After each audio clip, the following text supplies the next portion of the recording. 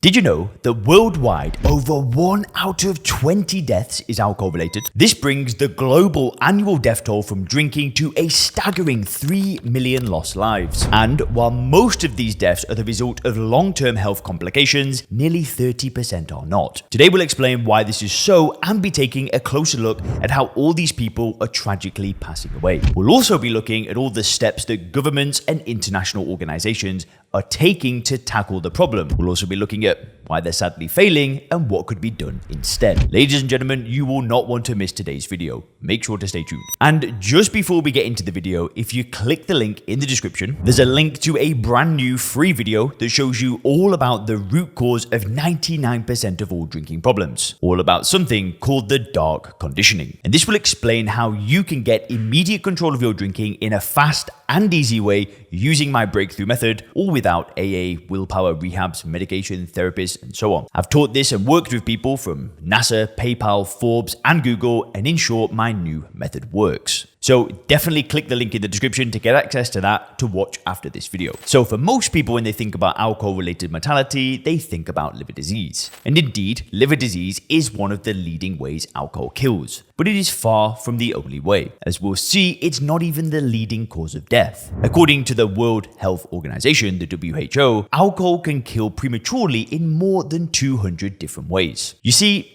alcohol is a mild poison that passes the blood-brain barrier and affects more or less every single tissue in our body, which is why there's such a staggering number of health complications that it can bring about. Then there's also the large number of fatal accidents and other violent deaths, typically under intoxication. So let's break all of this down. In 2020, a comprehensive report in The Lancet gave us the most up-to-date data on alcohol-related mortality and morbidity globally. The statistics differ slightly from the official WHO's numbers, sadly for the worse. While the WHO estimates 2.5 million annual deaths, these researchers put the figure at 3 million. This is a staggering 5.3% of all deaths regardless of cause. Basically, what this number tells you is that more than 1 out of 20 people will die an alcohol-related death. I want you to pause the video and let that magnitude of that figure sink in. 1 out of 20 people all around you will die from alcohol. So the report breaks down the deaths into 3 major categories. These are communicable, maternal, perinatal, and nutritional conditions. 362,000 deaths. Non-communicable diseases, 1.743 million deaths. And injuries at 862,000 deaths. So let's dive deeper into each of these categories. Starting off with the communicable diseases, the big ticket item is actually tuberculosis, accounting for 263,000 deaths, or 72% of deaths in this category. Tuberculosis is a bacterial infection of the lungs which can sometimes be fatal, especially in those with a compromised immune system. It used to be very prevalent in Western countries, but has become a rare thing in past decades. In developing countries, however, it's still a major public health concern. Compared to non-drinkers, heavy drinkers have a 3 times higher risk of developing tuberculosis. Aside from tuberculosis, the other 2 items in this category of non-communicable disease deaths are respiratory infections with 95,000 deaths and HIV/AIDS with 30,000 deaths annually. The second category, non-communicable diseases, is much more diverse. As we mentioned, this category is also the biggest, with 1.743 million deaths annually. Here's how it all breaks down. Liver disease accounts for 588,000 deaths annually, and the liver bears the brunt of alcohol's impact on the body because that is where we metabolize it. That's where we break it down into other molecules that we eventually expel from the body altogether. And the first molecule that our body breaks the alcohol down into is acetaldehyde. Unfortunately, this is even more toxic than the alcohol itself. And it's the acetaldehyde that causes the most damage to the liver. After the liver, cardiovascular diseases are the most important category, with 570,000 annual deaths. The bulk of these deaths are made up of 2 diseases: hemorrhagic stroke with 287,000 deaths, and ischemic heart disease with 250,000 deaths. Close to 25,000 people also die from structural heart diseases. These include cardiomyopathy, which is when the heart muscles literally stretch out like an overstretched rubber band. cancers account for 430,000 deaths annually. Now, alcohol is a proven carcinogen, and it is most likely to cause cancer in those parts of the body through which it passes or lingers the most. Unsurprisingly, since we metabolize alcohol primarily in the liver, the most common site of alcohol-related cancer is the liver. This accounts for just over 100,000 deaths. The other cancers in descending order are colorectal at 92,000, esophageal at 83,000, lip and oral cavity at 52,000,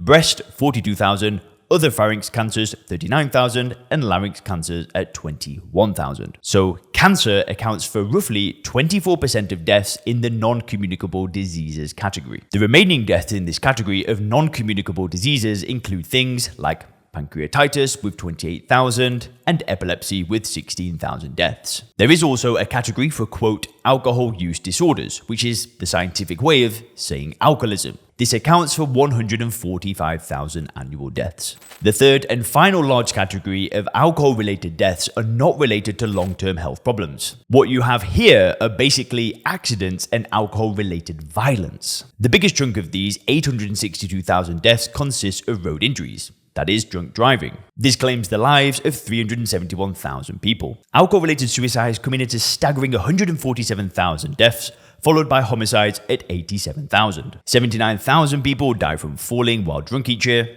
38,000 people drown, and 12,000 are poisoned. The tragedy with alcohol-related mortality, in contrast, say, to tobacco deaths, is that it tends to strike the younger ages. Fully 52% of alcohol-related deaths are of people younger than 60 years of age. Unsurprisingly, the distribution of these deaths changes dramatically through the various age brackets. In younger people up to 39 years of age, injuries and suicide are the leading category, making up 52% of alcohol-related deaths. For those between 40 and 59 years of age, liver cirrhosis is the leader, accounting for 26% of alcohol deaths. Those aged 60 and older will die primarily of heart disease at 21%, followed by cancers at 18%. Men are disproportionately more affected than women at every age bracket, starting from the teenage years to old age.